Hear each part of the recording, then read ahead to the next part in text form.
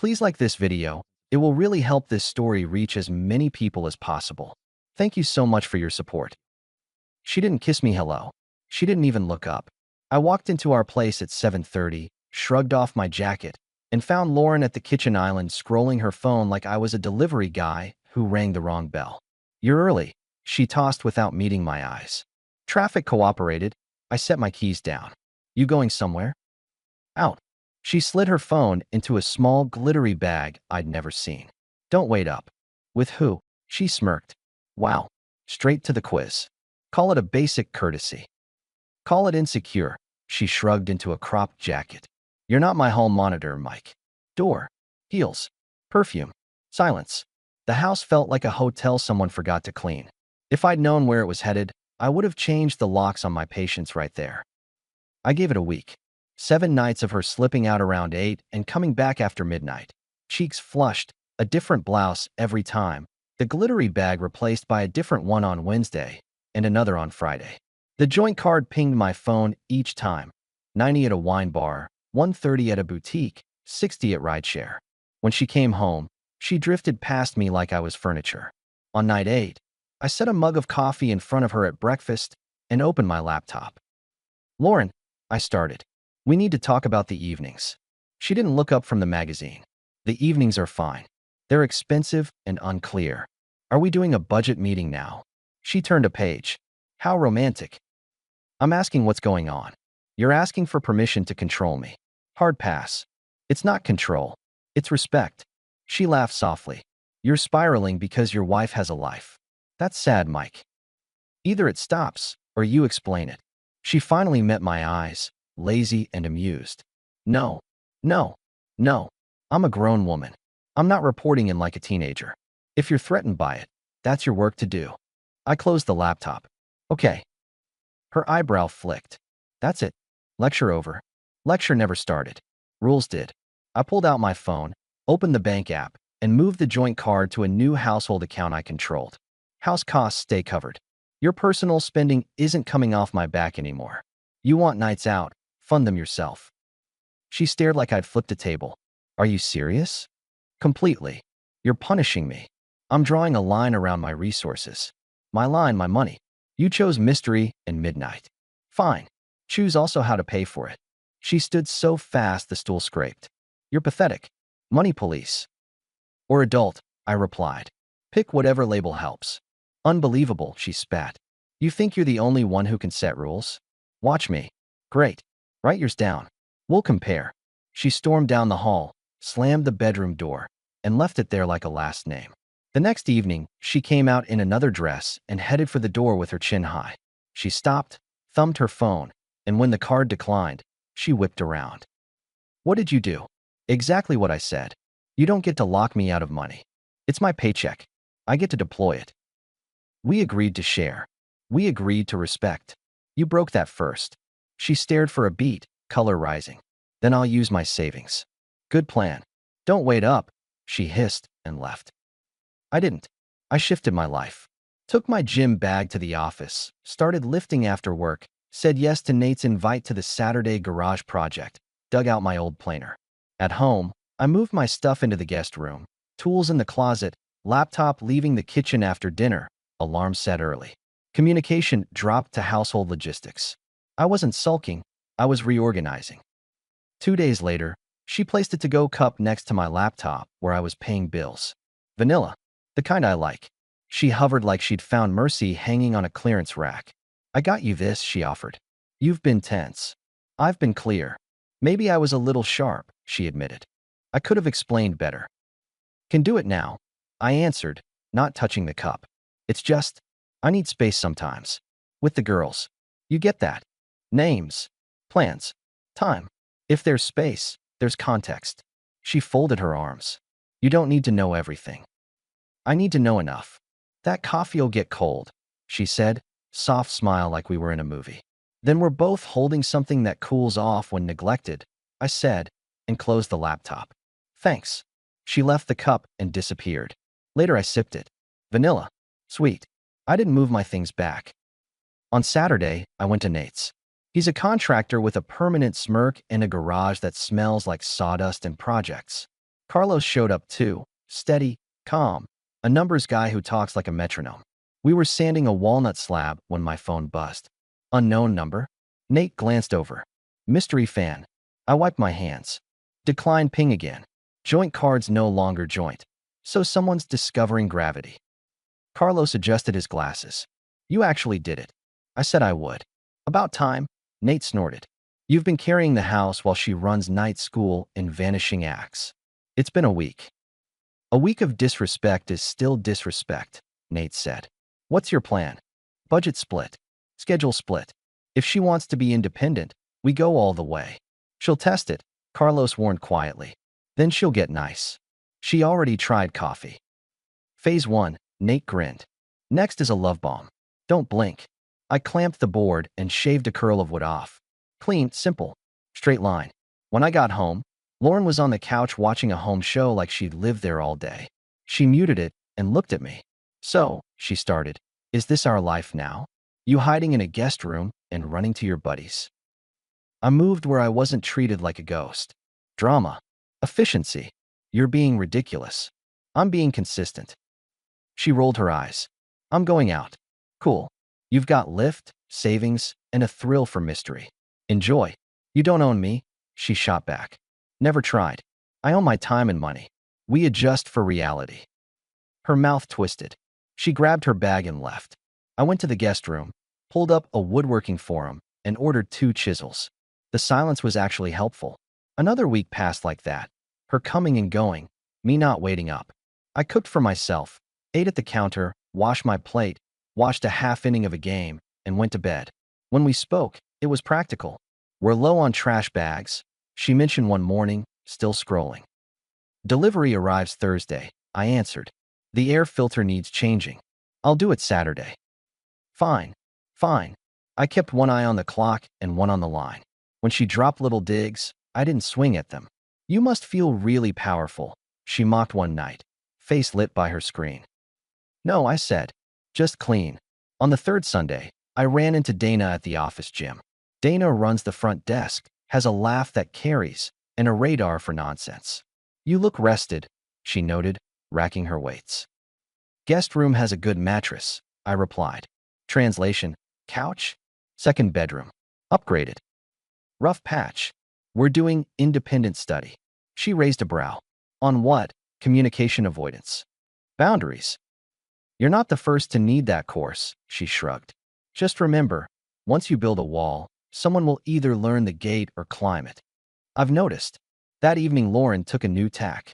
She knocked on the guest room door around 9 with a plate of brownies and a cautious smile. I baked, she said, showing me the plate like a peace treaty. Do I get points? Let me pause the story for just a second. If you're still listening, please hit the like button on this video. It really helps YouTube show this story to more people. Thank you so much for the support. Now let's get back to the story. You get brownies, I replied. She slipped in and set them on the dresser. This is stupid, Mike. We don't have to be roommates. What do you propose? You stop acting like a warden. I stop staying out late. We reset. What does stop staying out late mean? I'll be home by 10. Most nights. Who's we in your sentence where only I change? She pouted. I'm trying. Try specifics. She stared me down a beat and softened her tone. I miss you. I miss respect, I said, but I took a brownie. Good recipe. She smiled with relief. I can do more of this. Baking. Us. We'll see. She leaned in to hug me. I let it happen, but my arms stayed at my sides. She noticed. She nodded like she'd filed it away and left. Brownies on the dresser, sweetness in the air. I ate too and went back to my reading. By Wednesday, she'd slipped back into the late nights. When I called it out, she swatted it away. I said most nights, Mike. Don't be rigid. I said specifics. Most is fog. So you're never flexible? I'm not flexible on respect. Everything else we can negotiate. She scoffed and left early, heels on tie like a metronome. A month in, the pattern hardened. Cold mornings, mocking noon, midnight exits, and a few strategic cookies tossed my way when the distance cost her something. Carlos pointed at my metrics over lunch, his way of caring. You're doing the work, he concluded. You separated money and time. Feels like I poured it into a drain. Change is information, he replied. She either learns or she leaves. Nate wasn't so diplomatic. There's nothing to save if you're the only adult. I keep hoping she remembers why we started, I said. Then give her one last chance. On your terms, he said. Not a talk. A fact. I took that into Friday. I worked late, drove home, parked, and walked in. Lauren was at the counter, arms folded, a look on her face like a teacher about to issue a detention slip. Took you long enough, she drawled. Traffic was honest. She tilted her head with a smirk. You ready to behave? Come again. She pushed off the counter and sauntered closer, lips curved like she was unveiling a plan. You've had a month to think. You had your guest room tantrum, your garage days, your little card games. You done? I just stared. She smiled wider. Good. Then we can talk like adults. You learned your lesson, right? What lesson? That you don't interrogate me. That when I need space, you smile and nod. That you don't get to dictate my fun or my friends. You're not my father. You're my partner, if you act like it. There it was. Not a misunderstanding. A curriculum. I let the silence sit. Then I nodded once. Got it. Finally, she said, pleased with herself. Lesson learned, I continued. No more wives. No more marriage. No more performing partnership while I subsidize disrespect. I'm done. Her smile died. Excuse me. I'm out, Lauren. You're being dramatic. I'm being clear. You're not leaving me, she scoffed, stepping back like I'd splashed her. You can't even make a decision without asking 3 people. I made one, I said. Pack a bag. You're staying at your sister's tonight. She blinked, then laughed in my face. You're not serious. I am. You're not sleeping here. This is my house too. It was our house. You turned it into a hotel. Checkout is now. Wow. She barked a short laugh. You really don't get it. What I get is you spent a month teaching me to be quiet while you had fun. You don't need to explain. You tried cold. You tried mockery. You tried silence. You dangled cookies when my distance cost you comfort. And now you think I'm ready to be your obedient roommate. That class is canceled. She went red. You're weak. A real man would trust his wife. A real man trusts what's earned. You cashed out. You know what my friends said? She sneered. They said I settled. I should have picked someone stronger, someone capable. Call them, I said, pulling my phone out and sliding it across the island toward her. Have them help you find a couch for the week. You're leaving tonight. Her expression cracked. The act slipped like a mask with broken elastic. You can't kick me out, she tried. I'm not kicking. I'm setting a boundary with an exit. You don't want to be here? I won't make you. This is insane. I'm done explaining.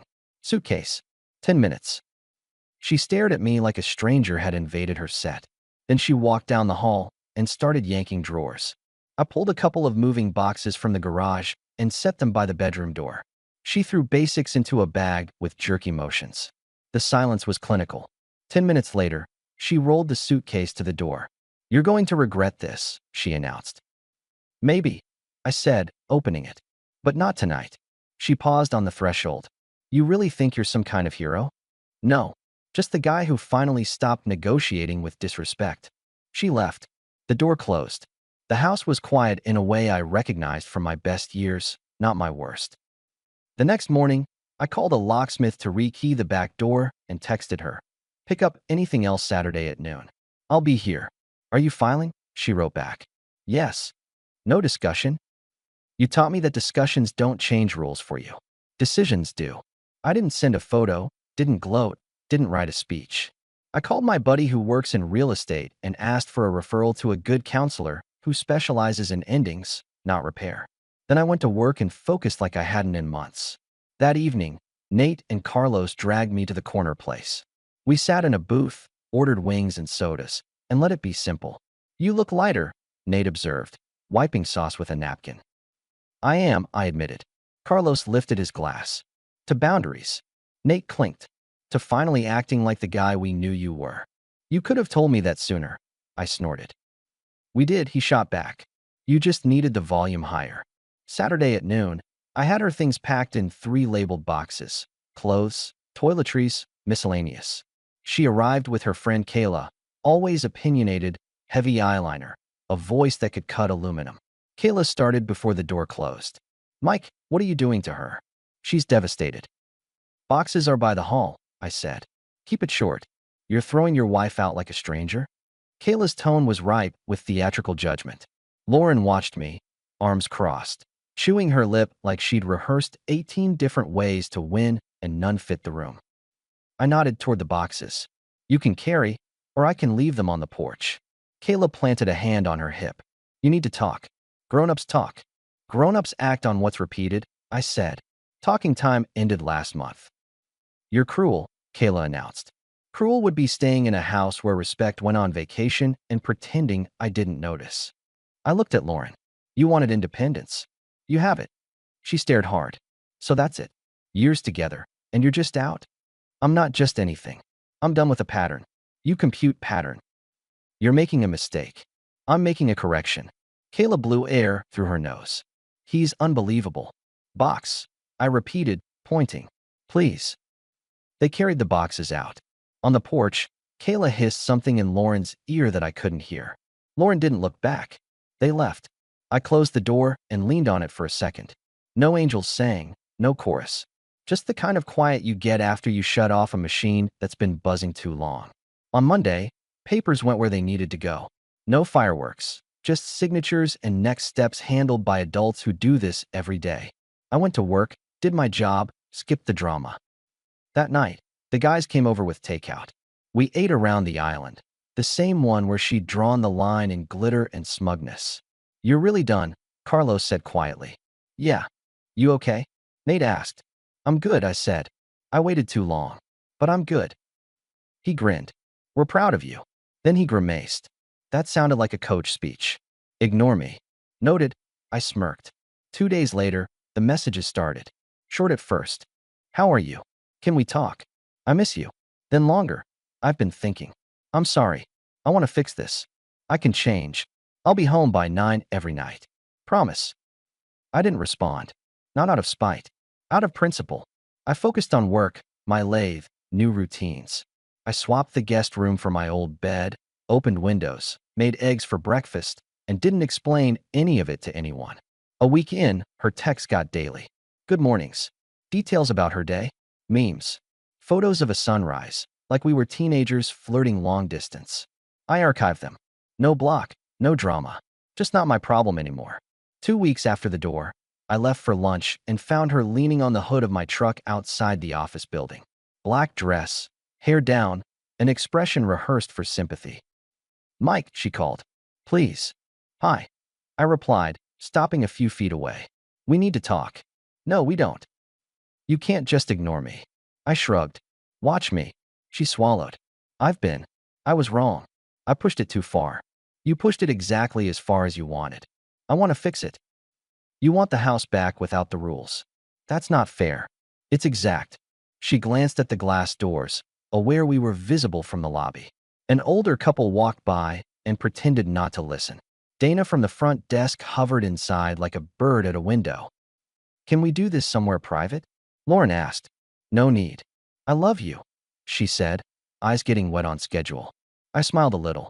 You love what I made easy. I love you, she repeated louder. And yet when I asked for basic respect, you assigned me detention, I replied. You tried to train me into silence. Not your job. I didn't mean to. You meant to. You said it was a lesson. She opened her hands. I was frustrated. I needed you to loosen up. You needed me to disappear. That's cruel. It's precise. She looked past me toward the doors again. You're really going to do this? Throw everything away? I threw nothing. I took out the trash. She flinched. That's harsh. It's clean. You're cold, she whispered. I'm calm. Please, she tried again, softer. Dinner. 1 hour. Hear me out. I've heard you for a month. I tilted my head. Here's mine. Take care, Lauren. You'll land where the rules suit you. So that's it, she said, tears now on cue. Yep. You're going to regret this, she added reflexively, but the edge was gone. If I do, it won't be your job to fix. I stepped aside and gestured toward the sidewalk like a valet. You're blocking the lunch rush. She looked at me like she didn't know the man in front of her, and for once, that felt accurate. She left without another word. Dana opened the door a crack as Lauren walked away. You good? Dana asked. I'm getting there. You handled that clean, she nodded. People notice. I'm not doing it for an audience.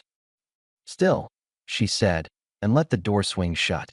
I went back to my desk, ate my sandwich, and answered emails. Simple things done well are underrated. The weeks that followed looked like a blueprint I'd forgotten I owned. I bought a used table saw from a retired guy who told stories with his hands, rented a corner in Nate's buddy's shop, and spent Saturday mornings turning rough lumber into clean edges. I upgraded my truck with a second-hand rack and didn't ask anyone if that was okay. Carlos dragged me to a pickup basketball league where I remembered what it looked like when men argued about a foul and then bought each other water. I fixed a squeaky hinge at my neighbor's place because he's old and it took me 10 minutes. I also did something I hadn't done in months: breathe through the whole day. Work picked up because I wasn't reading tone in every text. I took a client call on a Tuesday afternoon and realized halfway through I was present, not thinking about midnight doors. My manager noticed. "You're sharp lately," Phil commented, peering over my shoulder at a report. "Whatever you fixed, keep it fixed." "Will do." On a Friday night, I grilled on the back patio, sat under the porch light, and ate my steak with a baked potato and a bowl of salad. I didn't post it. I didn't toast to independence. I just ate.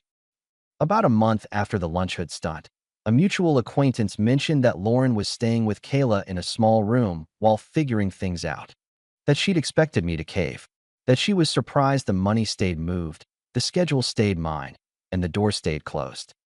"Is she okay?" the acquaintance asked, fishing. "She's adapting," I said. "She's resourceful." "You don't sound angry." I used anger for years. It didn't build anything. "You dating?" "Not shopping," I answered.